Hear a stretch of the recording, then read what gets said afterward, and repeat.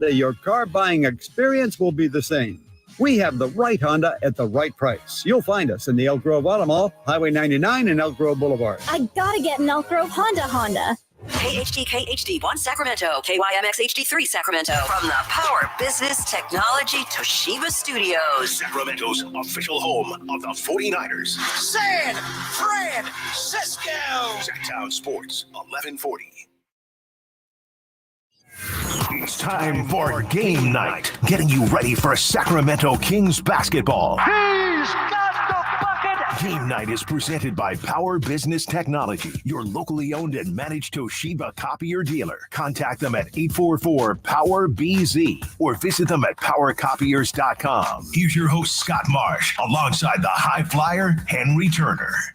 And a very pleasant good evening to you. Welcome into game night right here, Sacktown Sports 1140. Scott Marshall on with the high flyer, Henry Turner.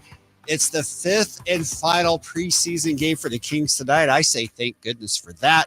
It's been a tough first four games for the Kings. Let's get this thing started for real next week. They're down in the Intuit Dome. Bombers, baby, tonight as the Kings take on the Clips. High flyer, I know you're all warmed up. You've been with Kevin and Kyle. You've right. Got your game going already. You know what? I'm in the back seat, baby. I'll always say I'm the third drive guy, but I ride shotgun in the back seat. I was good hearing you early on. And, of course, tonight for the Kings, they will take on the Clippers. Lots to talk about both these teams. A lot of things to consider as the season gets started next week. Let's break down. Let's go back Tuesday night. Utah, obviously, the Kings played their starters late. They got that opportunity to do that. They did not get the win again. We don't care about wins or losses. That's irrelevant. The one thing that stood out to me, and the thing you've harped on a lot so far during this preseason conversation that came to light in that game, rim protection. Oh, yeah. The one thing we saw, the Utah Jazz had plenty of rim protection, 12 blocked shots in that game. The Kings had 2, and that was a huge difference if we're just breaking things down, looking at without worrying necessarily about score, win, loss. You know, Scott, what confidence it brings you when you have a rim protector. Yeah. Is your other guys that play out on the perimeter, they can push up hard, they can play the 3-point line all the way to the sideline. They can gamble because you have guys that's going to make up for those mistakes. Yeah.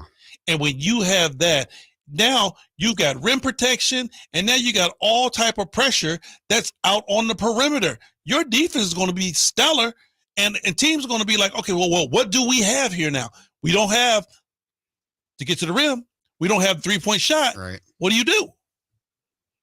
And believe me, and every time the Kings drove to the basket, it was 2 bigs there to clean it up. Yep. Walker Kessler had 4 blocks in that game.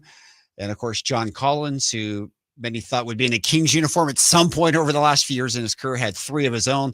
And, you know, outside of that, Jordan Clarkson was athletic. I mean, we saw Colin Sexton make a great block in that game as well. And certainly, no doubt, that was a factor. And, again, just having the bigs like you talk about, you know, certainly something that we notice the Kings don't have at the moment. Right. You know, and understand that Utah is definitely a different brand of basketball than what the Kings have. Yep. All right. I don't think Utah is an up and down, high octane type team. No. But they got enough guys of enough size to be that half-court team that blocks shots, that half-court team that plays very solid defense, and, you know, that half-court team to be able to get rebounds and out-rebound teams. They are that team. They are that team, and it was a good preseason game. It was fun to watch, hotly contested. Obviously, that stood out. Now, if we want to look at some of the bright side for the Kings after that woeful performance on Sunday against the Blazers where they had 26 turnovers, only 11 turnovers on Tuesday night in Salt Lake City, 32 assists. That's the mark we want to see from Sacramento in the regular season. Yes, that's the way it's going to have to go down, Scott. They're going to have to be able to get out, share the basketball. But in order for them to do the assist that way, Scott, it starts on the defensive end. Mm-hmm. You know, Mike Brown has been preaching this ever since he's come to this organization. You got to get steals. You got to get deflections. You have to gain rebound in order to get out in transition and do what you do best. That score and facilitate and assist for buckets. Yeah, they get those sprints to the corners. Right. Those dribble drive sprays out to the corner. You have to be able to get the ball and get out and do that. All right, we're underway here. We'll take you to 7 o'clock tonight. Kings Live pregame coming your way there. Jason Ross will be in with the high flyer for that. 7:30 tip tonight. G-Man with the call from the Intuit Dome. First visit for the Kings at the Clippers' new joint. We'll talk about that a little bit later on in this broadcast.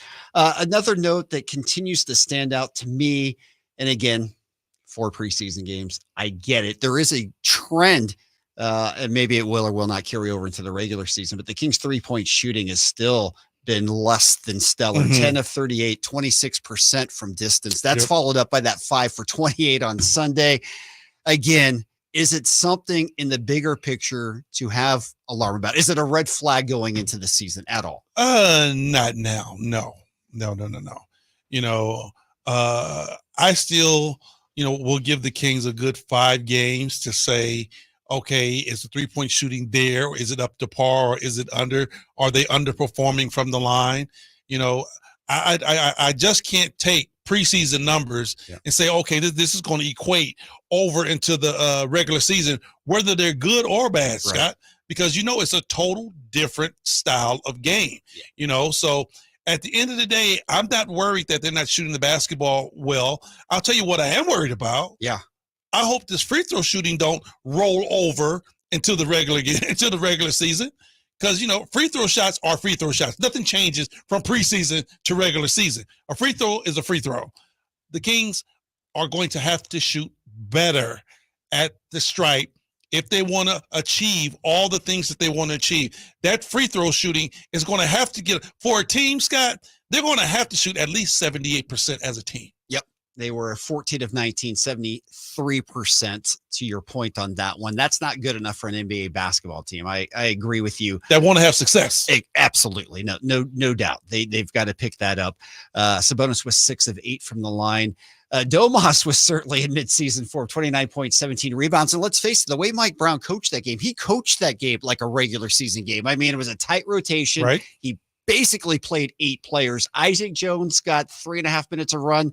Mason Jones got 3.5 minutes of run. Other than that, it was just Monk, McLaughlin, and Len off the bench. I think Mike played that game as if a regular season game because he wanted to win. Yeah. He wanted to win for the guys' morale. I have gone on record saying that preseason doesn't matter to me. Right. Yep. But still, you want your team to have a feel-good type of situation about winning a basketball game, whether it's in preseason or whether it's in regular season. You want those guys to feel good about themselves at the beginning.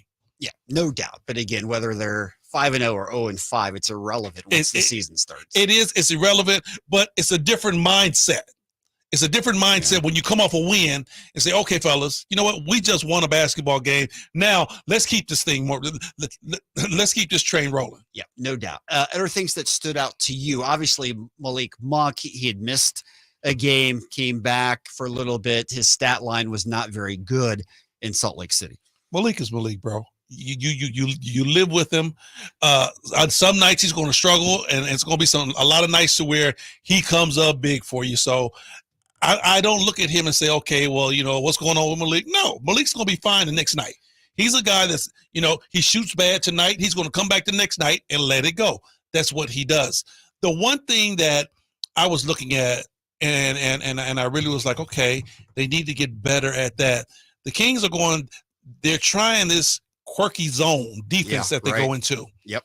And I'm not opposed to that because it keeps guys in position to contest a 3-point shot. And then it keeps you with at least 2 or maybe sometimes 3 guys down to where you can get the rebound and get out in transition through the zone. But they're going to have to get very proficient at it because I've seen some holes to where guys have been left open. Mm-hmm. The communication has to be a lot better on that zone defense. And I wouldn't mind if you see it tonight.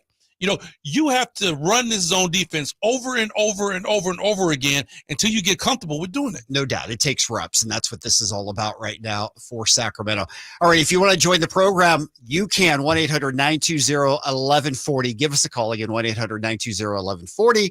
You can also Join us in the chat room. Our YouTube is up and running, Sacktown Sports. We'll get to your comments from there. You can text us also, and we'll be up and running in the chat room with comments during the break as well.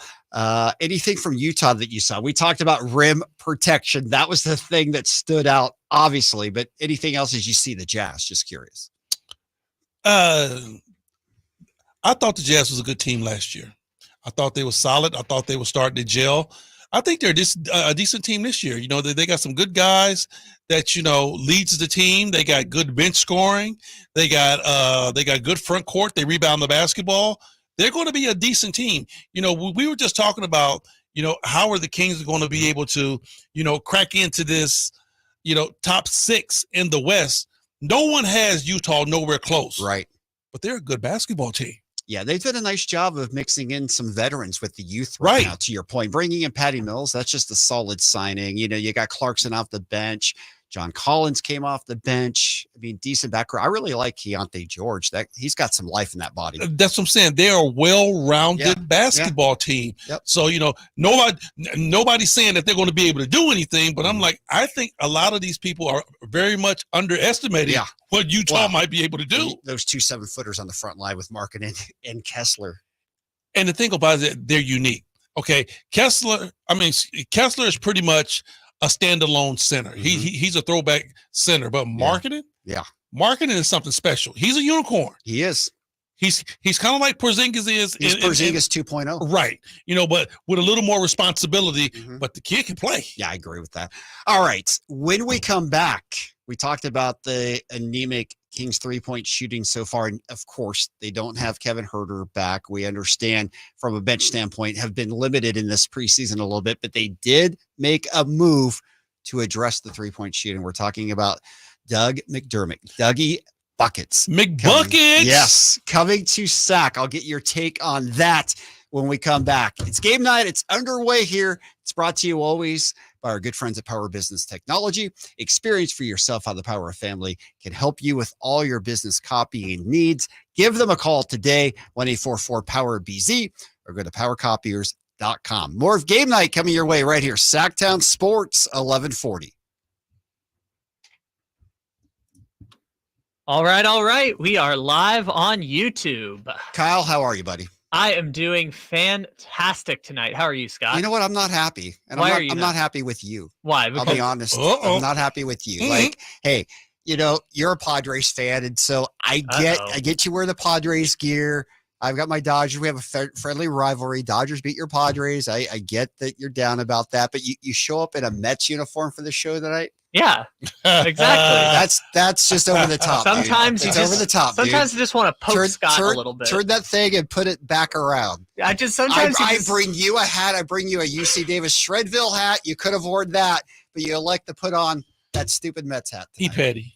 Yeah, he's petty. Just poke the bear a little bit. By the way, I don't want to hear score updates because I'm not watching the game. So do not tell me I am taping that game. So. I do not know the score because someone has hijacked our TV remote in here, and I can't change it. Yeah, we've got the Guardians game on, I do believe. Well, the Guardians. It's over with. Okay, then whatever we've got on, I'm not watching. Oh, so. Well.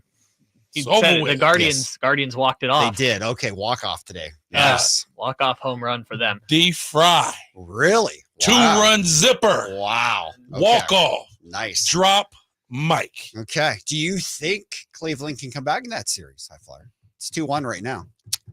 I doubt it. Okay. Yeah, I doubt it. I mean, you know, yes, you should be able to win 1, maybe even 2. Yeah. But it's going to wake those boys in New York up. High Flyer skipped the other detail, which was the Cleveland was down 2, down to the last out, and Noel hit a pinch hit 2-run home run to tie it. That's 2 and 2. So they were done at that point. It was signed, sealed, and delivered. The Yankees were going to go up 3-0 at that point. Last series out was all but over, and Cleveland stormed back. But yeah, Cleveland. I was telling Jane here, Cleveland is a better team. I'm sorry, the Yankees are a better team. Therefore, the Yankees should win the series. But I don't know. They had it today, and now it's gone. You know what? I've said it once, and I'll say it again. You have to come prepared to play, because if you don't, you will get embarrassed. The Yankees thought it was over with. It was done. No, you got to close out. especially because they were about to put them away because Cleveland's closer, who is like the best of the best, Class A, gives up a home run to Judge, gives up a home run to Stanton. They had the game won. The Yankees took the lead back, and at that point, it was like, we're going to not only are we better than them, we're going to steal a game from them, and then Cleveland stole it right back. So the Yankees are probably going to win the series. I love it. How much time we got here? Oh, we got about 15 seconds. Okay, we're back. perfect. All right, good stuff. Let's talk about Dougie McBuckets. Yes, we're going to get into that here. Fine trade-in and 1,500 commercial bonus cash. Must have proof of business ownership. At least 5 of the net savings. Coupons available while supplies last. See dealer for details. Welcome back into game night right here, Sacktown Sports 1140. Scott Marsh along with the high flyer Henry Turner taking you till 7 o'clock tonight. Kings and Clips final preseason game starts for real next week. The Kings and the Timberwolves next Thursday night. Golden One Center. As the Kings will kick off the 2024-2025 season. Henry, we talked about the three-point shooting not being great in the preseason, not concerned about it. The Kings, perhaps a little more so. They did make the move today. They signed McDermott, Dougie Buckets, to the 1-year deal. He's a career 41% three-point shooter in his 11th NBA season. What do you make of this move? I kind of like it. You know, yes, he can shoot three-pointers with the best of them. And, the Kings have a bunch of good guys. Yep. When I look at Dougie McBuckets, he's no tooth chipper by no stretch of the means, but still he's one of those guys that got a little grit to him. He doesn't bag down. He won't, get, ran over or pushed around. No. He's definitely going to bring it. So, I look at him and Trey Lyles now and say, okay, they getting a little bit more. Yeah. I mean, it's not like they got Rick Mahorn or, Charles Oakley. No. But, he's a guy that's going to go out there and compete, and you're not going to be able to just talk him off his game. Okay. So they signed him. So let's just kind of figure out the roster space. Obviously, you've got Herder, who is getting back. He was 3-3 contact in Salt Lake on Tuesday, getting ready to go. Tough. Yeah. So what's this rotation going to look like in this backcourt? Hard, because you bring McBuckets. He's the legitimate 3.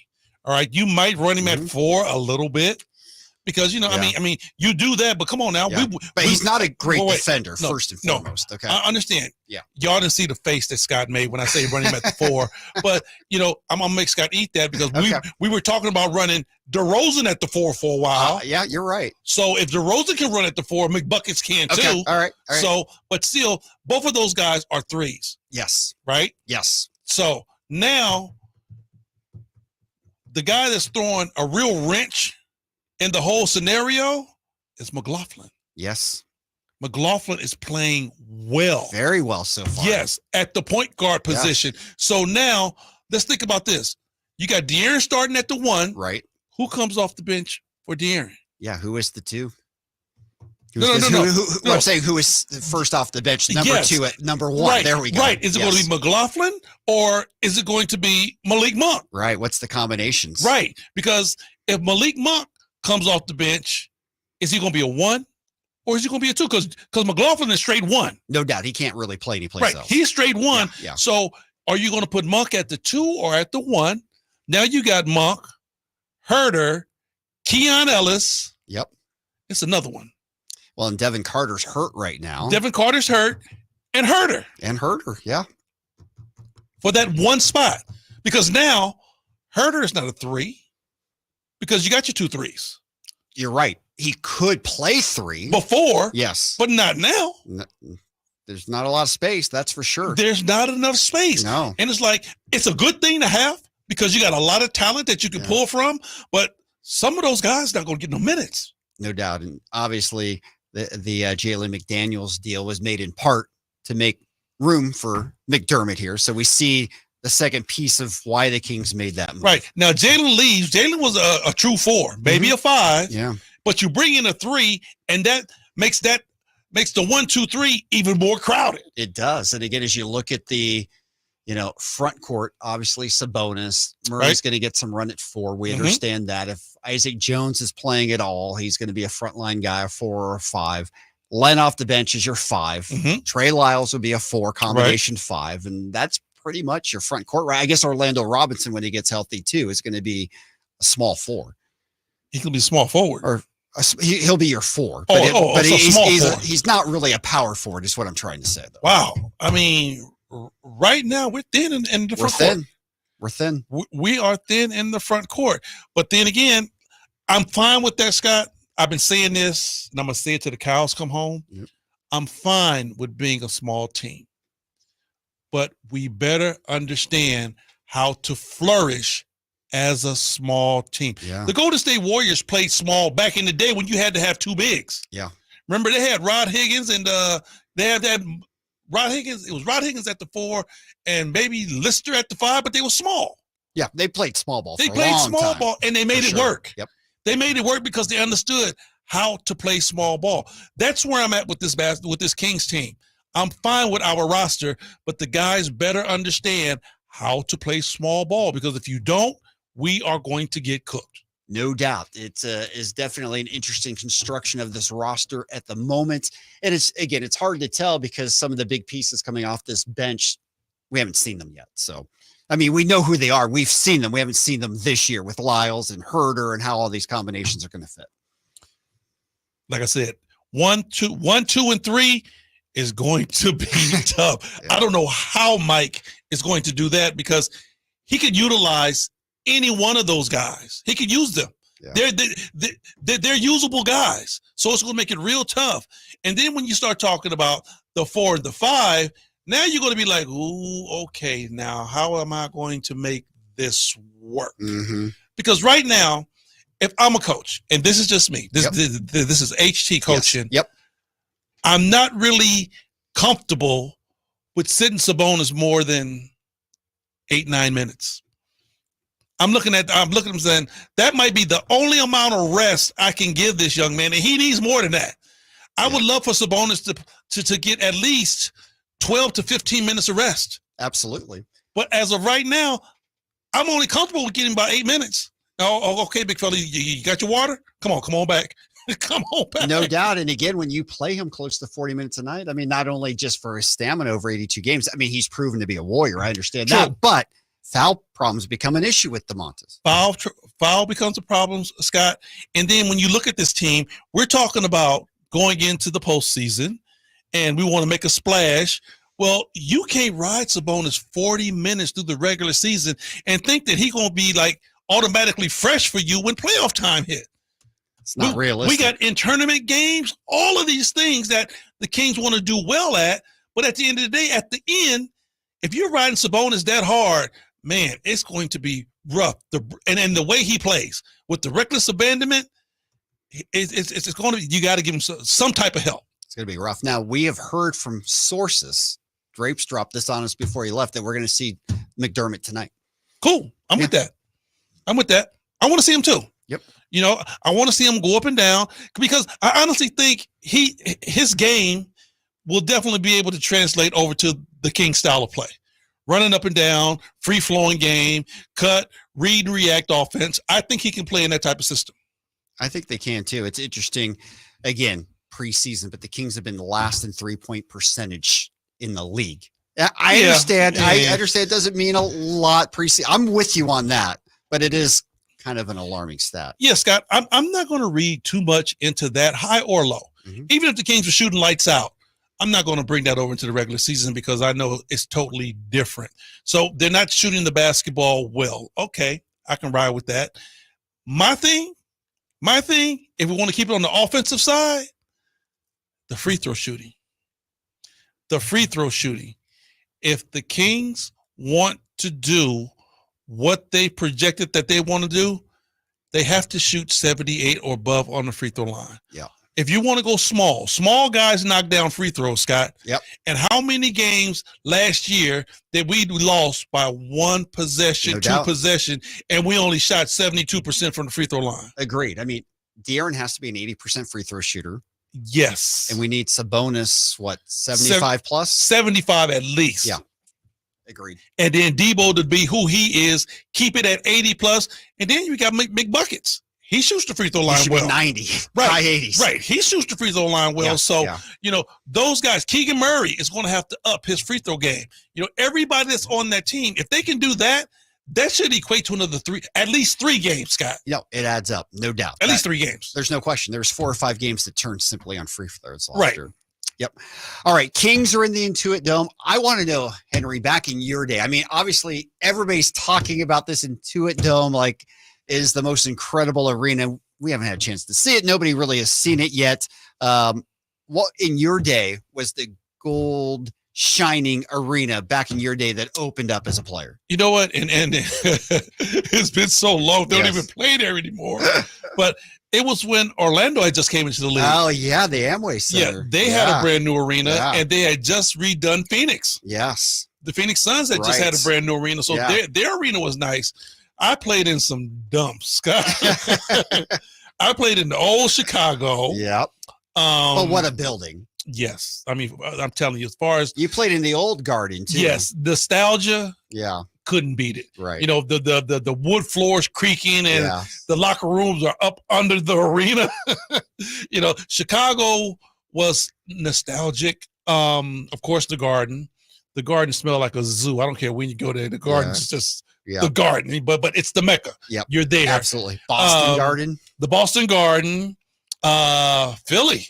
The old Spectrum. Oh, yeah, that's right. The Spectrum where Rocky fought. Yeah, the old Spectrum was like, this place is terrible. Yes. But my last year in the league, Orlando and Phoenix had pretty much the best arenas. Yeah, I remember that because I went to Orlando. I went to a game there actually in the 90s. And I remember that being like a marquee place at that time. It was nice. And of course, at that time too, the new Arco 2 was one of the newest arenas in the building. It was built at the same time around the Palace in Auburn Hills, late 80s, obviously. Well, that was my first year when they first built Arco. Yeah. And it was 95, my second stint back when Orlando came in. Right. Orlando and Miami. There was a big difference between Orlando and Miami and what we saw. Oh, no doubt. Dude, there was a big difference in those 6 years. No doubt.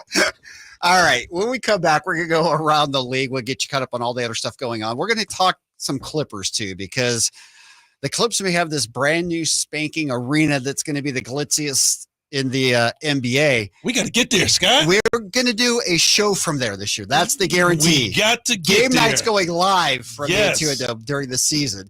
But you know who's not going to be there, at least in uniform? It's Kawhi Leonard. It's the kind of the same old story, new arena, same old story with the Clippers. And we got to get into that when we come back as well. All right, game night. If you want to join us, 1-800-920-1140. We're up and running the chat room on Sacktown Sports on YouTube. We'll be there during the breaks also. Game night right here, Sacktown Sports, 1140. All righty, we are live on YouTube. All right, what do we got going on in there? We got some people talking about our Dougie McBucket. Yeah, what's signing. the concession? What's the consensus? I don't know if we have a consensus necessarily. I thought it was interesting that I think when you just focus on it in the prism between Jaden McDaniels versus Doug McDermott, the Kings probably made an upgrade. What they do at the backup 3 position is probably up in the air based on health, right? And they might have to rotate some guards in and out, whatever happens. I don't know what Devin Carter looks like when Devin Carter comes back. We're not going to see him till next year at this point. So. Again, it's like they're just going to kind of have to put rotations together. But I think if you kind of look at it on the surface, the easiest way to look at it is if you're just looking at it of Doug McDermott versus Jaden McDaniels, and those were the 2 options at backup 3, I guess you could say the Kings made an upgrade. But I remember doing shows over the summer, and no one was really enthusiastic about any of the free agent options. I mean, McDermott's been in the league for a decade, but there's also a reason why he was available all the way up until the days before the season. The one thing we know about Dougie, he can shoot the ball, right? Shoot the basketball. And like I said, I mean, he brings a little grit on the defensive side. I will give him that. But, you know, I could even compare him to Jalen. I thought Jalen was a stretch 4. There was no way Jalen was playing the 3. No way. No, I would put Keegan at the 3 before I put Jalen there. Yeah, different styles for sure. I mean, it tells you what the Kings are valuing, right? Infinity Stream app. Actual speeds vary, not guaranteed. Streaming content Limited to the U.S. Programming subject to change.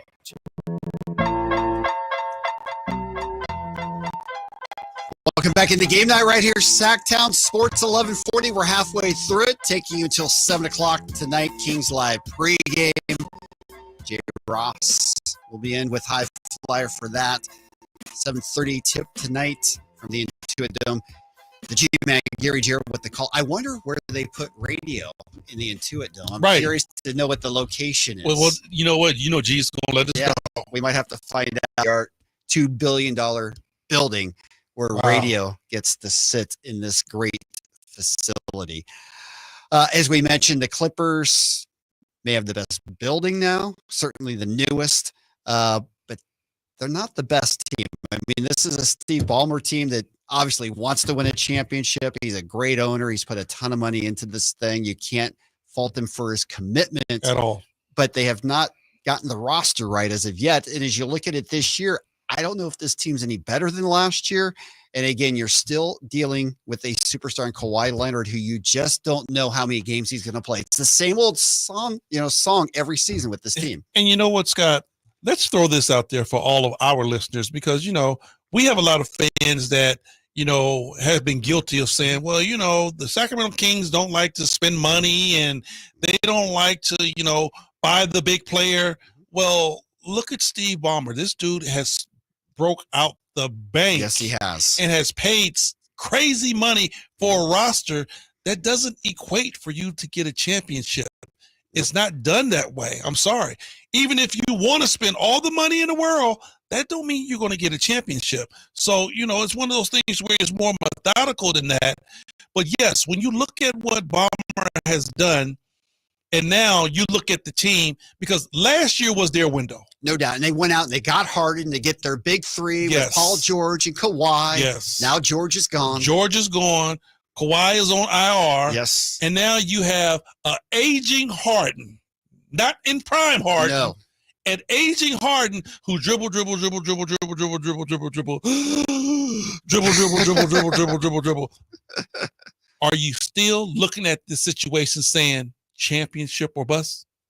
I don't think so. There's no way you can look at it and see that. I don't think so. I mean, he would never admit it. No. Yes, we won a championship.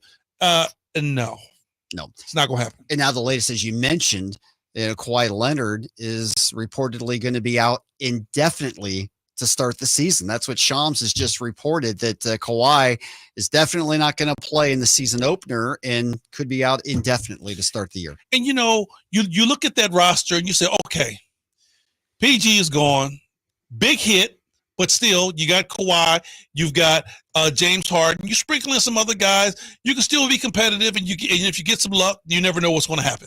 All right, you're still not championship caliber team, but you could probably make some noise. But now, Kawhi Leonard is probably nowhere to be found for a long time. Now you're just dealing with James Harden. And then how much of James Harden is going to be engaged? How long is he going to be engaged saying, I'm by myself now? And if he's one of those players who definitely look at the situation and say, I'm playing for a championship, not on that team, you're not. So how long is James Harden going to be like feeling warm and fuzzy? Because we know he can turn quick with Harden. He'll get up out of there quick. Exactly. It can turn really fast with James Harden. And if he becomes a malcontent like he has in other stops, along with Kawhi not being healthy, it can get ugly fast. Every other stop. Yeah, it has. You're right. The track record is not good. As soon as he gets, a situation where he's not happy or inkling, he's ready to go. Yep. He's willing to sit out. He's going to pout. I'm not going to show up.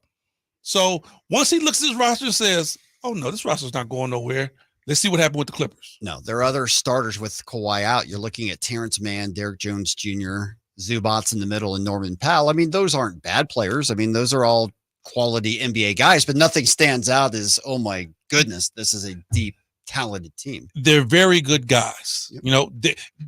It's still a team that can compete, not for a championship. Yep. And like I said, is James Harden's going to be content with saying, okay, if we make the playoffs, is he going to still be rolling? Because, see, I looked at it this way last year. you still have Kawhi there. You still have Paul George. You got some other guys to point the finger at, and they're like, okay, fellas, it's us three. We're in this together. Well, both of those guys are gone, and James Harden looking around like, yeah, where everybody go? Exactly. All right, so the Clips are the talk of the town right now because of the arena, if nothing else. Everybody's going to want to see this place. Obviously, it's a main attraction. How does this change the equation, if at all, between the balance of power between the Clippers and the Lakers in LA? Doesn't. You know what? That building can shoot sparks and glitter up in the air every night. Yep. The Lakers are always, Scott, yep, going to be the team. I'm sorry. Yeah. Well, what's funny, ironic is that the Clippers, Intuit Dome's in Inglewood, which of course is the original home of the Lakers. And when you were talking about the arenas, I was waiting for the Forum that come up.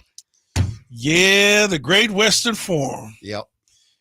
That place was near and dear to my heart, though, because, we played my college championship games there. Yeah. Every year. So, once I got to the league, it wasn't one of those things where I've never been to this arena before. I knew that place like the back of my hand. I had been there, those are the 4 years of college. Those are the great days when, it was UNLV at their height of power. Here at Cal State Fullerton, bringing it. Why are you bringing that up, man? That hurts. I'm talking about the tournaments, how exciting they were. I'm saying we lost every year in the championship to UNLV. No shame in that. Every year. Yeah, no shame there, though. I was like, we can't beat these dudes like once. Hey, the concept of NIL today, man. Tarkanian had that down 30-something years ago, man. You know what? I'm telling you, because those boys got paid. They took pay cuts to go to the NBA. No doubt they didn't want to leave. Why would I leave UNLV to go to the NBA and lose money? And it was crazy. So you talk about arenas. The Thomas and Mack Center had just got built. Right. It was brand new. Yeah. And those guys were playing in that arena, man, and that arena was rocking. Oh, man. You're right there in Vegas. The city never sleeps. You couldn't wait to play UNLV. No question. And Tarkanian actually got offered the Lakers job way back when, before Pat Riley, and he stayed in UNLV. He had Showtime already before the Lakers had Showtime. Had Showtime already. It was his city, and he did it his way. No doubt. He absolutely did. All right, let's go around the league. Obviously, the big kind of news is about Kawhi Leonard right now because he's going to be out indefinitely to start the year. How about Hartenstein in Oklahoma City? Hand injury. He's going to miss the first month or so. OKC went out and spent a lot of money to get him to solidify inside. They're going to be fine. This is a deep and talented roster, but certainly that's a setback. Yeah, no doubt. But, the way they played last year, if they're anything like that, they are going to be a handful. And you would think that they would stand pace, Scott, because they got a bunch of young talent. Nobody on that team is old. All those guys are young. Yep. All those guys get up and down. And all of those guys believe in their leader, Shea Gill. No doubt. They do indeed. How about this? This could be a really good feel-good story. Lonzo Ball back, playing in preseason, says that all the rehab is behind him now. Is this a possibility that he could get back and be a valuable player in the league again? You know what, Scott? Let's put this out there. Alonzo Ball is a good dude. Yeah, absolutely. We just hated on Alonzo so bad because we didn't like his daddy. LeVar Ball is definitely, a special type of guy, and you have to have, a special type of mentality to deal with him. But Alonzo was a good player. Yeah. Very talented, but we just hated on him because of his dad. I hated to see the young man go down. Awful. I like to watch him play. Yeah. I think he plays a very good brand of basketball, even though I think LaMelo's better. But still, Alonzo Ball definitely was an NBA player. He just got hurt. It's been more than 2.5 years since he played in the game since last night. It's absolutely amazing. Standing ovation in the United Center for him last night in Chicago. That's cool. Hopefully he'll be able to stay healthy. He's going to have to come out and ball now. No pun intended. No doubt. He's got to show what he's got after missing all that time. How about Luka Doncic? Maybe just taking off preseason, first time practicing in a couple of weeks with a calf contusion. He still got a calf contusion. He does until next week. I'm like, come on, man. You had that in the finals. You did nothing to fix that over the summertime. The thing that everybody wants to see is what shape is Luka going to be in, right? I mean, because again, last year when push came to shove in the finals, that was still a question mark for him. Everybody wants to see what type of shape he comes in, but I think the bigger question for Dallas, everybody wants to see how Clay, how he fits in, is going to fit in with that team. Watched him tonight; he knocked down some very impressive jump shots. So I think Clay's, insertion to this roster is going to be bigger than if Luka's in shape. Yep. All right. Let's get to the phone lines. Tin, you've been waiting very patiently. Thanks for listening. Thanks for calling in. How are you, my friend, tonight? I'm good. Thank you. Scott Marsh tonight. And Henry, I lived in Irvine, which is near Fullerton. Right. It is fun down there. And I met my first Clippers fan there. He was this middle-aged man. Anyways, my question to you guys, Kyle Ledbetter too, is that, they say the elders take life a little bit more slowly. And so with the addition of DeMar DeRozan, you guys think this will slow down the fast-paced tempo of the Kings? I'm not saying he's a hindrance now. Sure. Mm-hmm. Good question. What do you guys thought? Yeah. No, I appreciate that. Yeah. Thanks, Tin, for the call. Appreciate that. What do you think? DeMar DeRozan's not a guy who typically is used to running fast breaks a lot, but I mean, Mike Brown has said they want to push the pace this year. Yeah. I don't think he's going to be a hindrance. If anything, I think that gives you another clutch shot maker. It's not going to all be on De'Aaron to be clutch. In a certain situation, Scott, you can have almost 3.5, 4 clutch shooters out there on the floor if need be. Think about it. If you need a last-second shot, you let Sabonis inbound the ball. You got De'Aaron that can knock down a shot. You've got Keegan can knock down a shot. You got Malik Monk can knock down a shot. And you got DeMar DeRozan who can knock down shots. You got 4 clutch shooters out there on the floor with one of your best passers inbounding the ball. I'll roll with that any night. Yep, that's good stuff. All right, Tin, thanks for calling in. If you want to join the program, 1-800-920-1140. When we come back, we'll give you the other scores throughout the league. We'll say what we want to see from the Kings tonight. It's the final preseason opportunity for the Kings to at least get one win in the preseason before they start next week for real. It's game night right here, Sacktown Sports, 1140. All right. We are live on YouTube. All right. What's going on in the chat room? Well, so first I've got a few updates from your segment. One, the broadcast booth is located way up in the Intuit Dome. I think even Road TV might be way up as well, too. I think only home TV is down on the floor at the Intuit Dome. Okay. Number 2, you were talking about the Clippers earlier. Some people were hypothesizing that if they were to trade James Harden and restart this thing for the Clippers, that they might get a top draft pick this year, but that draft pick belongs to Oklahoma City thanks to that sneaky Paul George trade. So right. They're still in big trouble because of that move. I mean, they paid a lot to get Paul George. And that's why it's so interesting that the whole thing was built on Kawhi Leonard, and they've given him now 3 contracts because he just signed another extension. They just maxed him out again. Which I don't think is a bad strategy because you know how good Kawhi can be when healthy. But that's the problem is the best ability is availability. It's not how great you are otherwise, because if you're not playing, it doesn't matter. The problem was his knees were shot 5 years ago. And that was, you know better than anybody. You did the book on the San Antonio Spurs with Kawhi Leonard. Yeah. One of my favorite stories that I remember learning about the whole thing was Kawhi is the one associated with the start of load management, right? That's kind of like people name associate him. Yes. When they did that in Toronto submitted his medicals to the league for approval to do load management. And the league basically said, yep, this guy's knees are in trouble. You've got to do what you got to do. It's fine. Like they went through that process at the beginning. And I understand the Clippers wanting to build on that foundation. He's a 2-time Finals MVP and Defensive Player of the Year. But they've seen this act play out for years. Why would you max him out after knowing all that? That is exactly what is so interesting, is that they maxed him out while not bringing back Paul George. I mean, if you look at it, they essentially just flipped Paul George for James Harden. They just got 1 season of them together, which was not enough time to put this together. Not at all. Now George is hurt too, by the way. But yeah. Yep, and now it's going to be James Harden and Terrence Mann running the show with the Clippers in a Western Conference that Henry brought up earlier.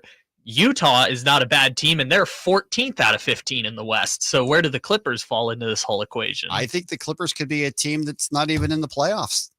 Forget the playoffs. How about the play-in? Exactly. Right. They could be outside the top 10. Which we were saying, Henry, their draft pick goes to OKC this year, too, so they don't even get the benefit of that.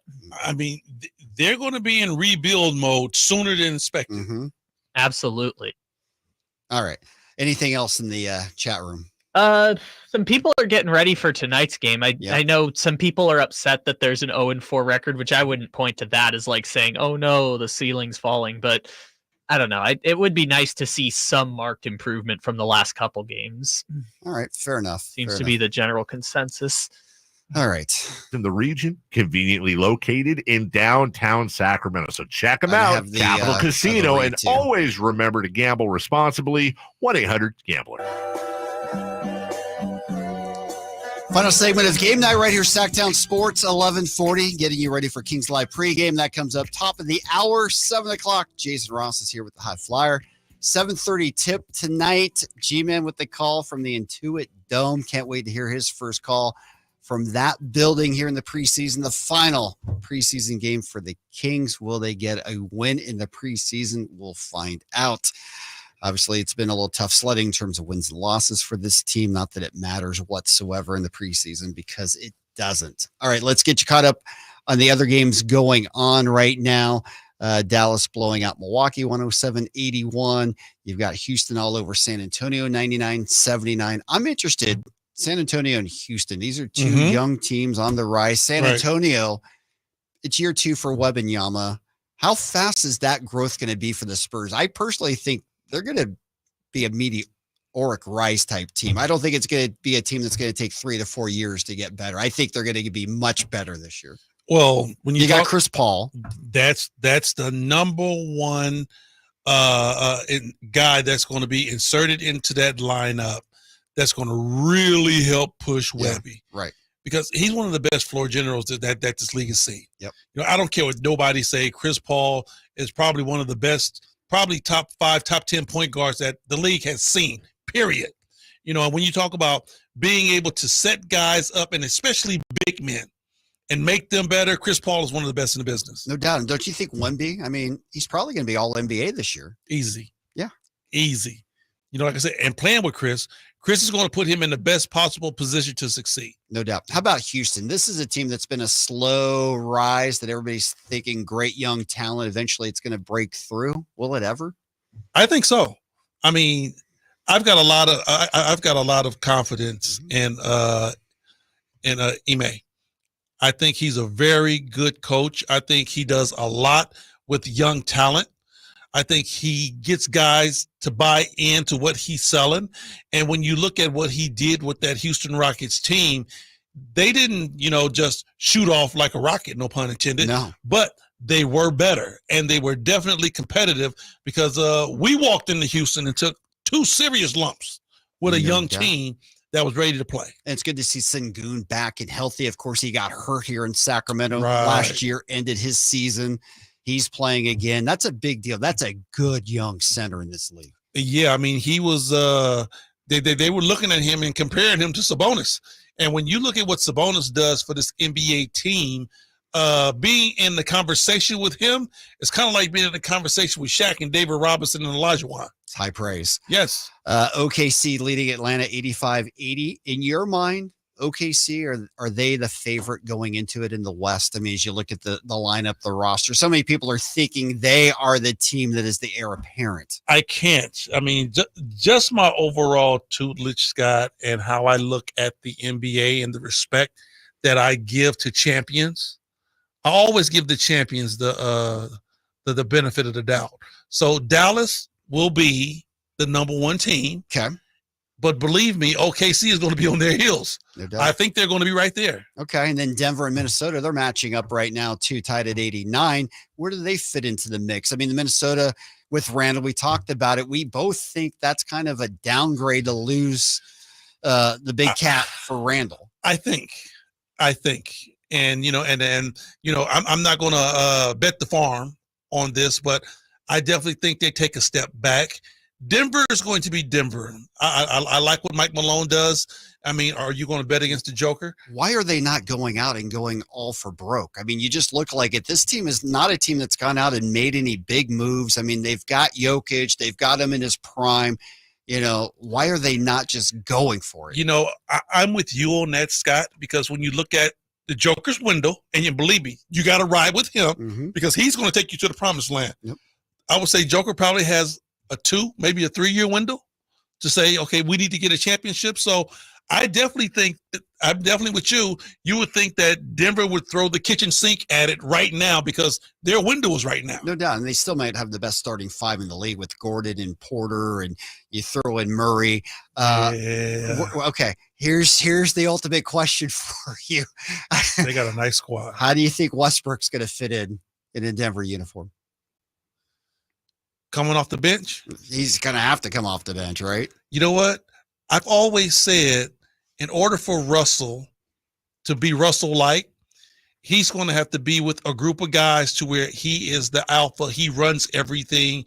He has to have the ball in his hands. Yeah. That's when you see the best Russell. Now, asking Russell to be a piece of the puzzle and go out there and stand in the corner and knock down open jump shots, he's not going to do that. That's not him. The one thing, though, regardless of what team he's been on, he takes so much criticism. But this guy, if you talk to anybody throughout the league, anybody who's ever played with this guy, all they say is what a great teammate he is. He loves to win. Yeah, I'll definitely say that.